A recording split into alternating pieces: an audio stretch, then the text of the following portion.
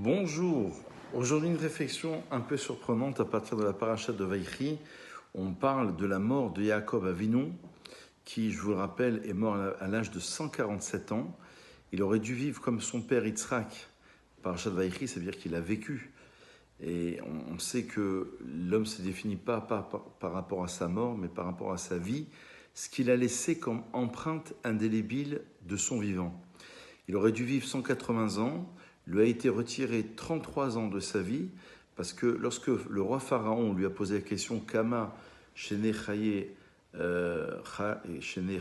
chayecha » combien as-tu vécu? Il lui a répondu « Me'at veraim, ayu yeme shene megurai » ma vie a été peu nombreuse et elle a été lourde à supporter. Et donc, par rapport à chaque mot que Yaakov Avinu a employé, avec la question d'ailleurs, ça fait un total de 33 mots. Il n'aurait pas dû se plaindre de son vivant. Et comme le dit le texte dans Echa, Ma itonen adam chai gever al chataav, de quoi se plaint l'homme lorsqu'il est déjà vivant. La Gemara dans Kedoshim nous explique que l'homme ne devrait pas arriver à se plaindre parce qu'il a déjà la vie. Et en ayant la vie, c'est déjà un cadeau extraordinaire. Le Rav Sitruk, je me rappelle, il nous enseignait que lorsque un homme reste en vie, même lorsqu'il est en fin de vie, peut-être que Hachem lui a réservé une mitzvah à faire, la tzedaka, une prière, une tefila, et cette mitzvah vaut la peine, quelque part, que la personne puisse vivre encore grâce à cette mitzvah. La vie vaut la peine d'être vécue grâce à la pratique ou à une injonction bien particulière. Donc il y a des choses qui nous transcendent, des choses qui nous dépassent. Donc on s'arrête sur la vie. Vaïchi Yaakov, Yaakov il a vécu.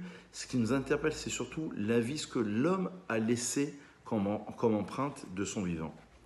Et le Zohar sur la paracha nous enseigne que lorsqu'un individu doit quitter ce monde, alors viennent tous ses proches parents, ses amis, chez l'Olam Elyon Im Nishmato, du monde suprême, avec sa Neshama, et lui montre, justement, au moment où l'âme de la personne le quitte de son corps, c'est-à-dire au moment où l'individu meurt, et lui montre l'endroit, sa place au Gan Eden, et son endroit qu'il aura aussi au Gehinam.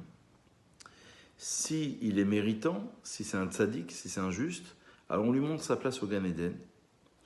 Et si ça n'est pas le cas, sa neshama reste ici, basée à Olam, dans ce monde-ci, à Shinitman, à Gouf Baares, jusqu'à ce que le corps soit justement enterré, littéralement enfoui dans la terre. C'est pour ça qu'on fait des prières, qu'on fait des télim, qu'on accompagne la personne, et qu'il ne faut surtout pas la laisser seule, même lorsque le défunt est mort, évidemment, et donc il va falloir l'accompagner à travers des prières. Et là, Kevan She'aguf Ninban Baaretz, à partir du moment où le corps est enfoui dans la terre, qu'il est mort, qu'il est enterré, Askama Baale Dinim Ochazim Benishmato. Alors, on vient saisir sa Neshama jusqu'à ce que, justement, elle puisse être jugée. Et donc, d'où les 7 jours, les 30 jours et la première année. J'avais fait un cours sur les lois du deuil dans une autre vidéo. J'avais expliqué les halachot qui se réfèrent justement à cette période du deuil. Alors, que se passe-t-il selon le Zohar dans Parashat Vaïchi, à la page 219? Pendant les 7 premiers jours de l'homme, après sa disparition, 7 jours de deuil, sa neshama va de la maison au cimetière, à sa tombe, et de la tombe à la maison. C'est pour ça qu'on reste dans la maison de l'endeuillé pendant les 7 jours où on fait des prières. Et elle se lamente et elle prend le deuil, cette neshama, sur le corps. Pourquoi? Parce qu'il y a un jugement sur la vie de la personne. On retrace, si vous voulez, comme sur un écran géant, on replace toute la vie de l'individu, tout ce qu'il a vécu, tout ce qu'il aurait pu faire, tout ce qu'il aurait dû faire. Et l'homme ne peut pas échapper à sa propre vie qu'il voit défiler en quelques instants.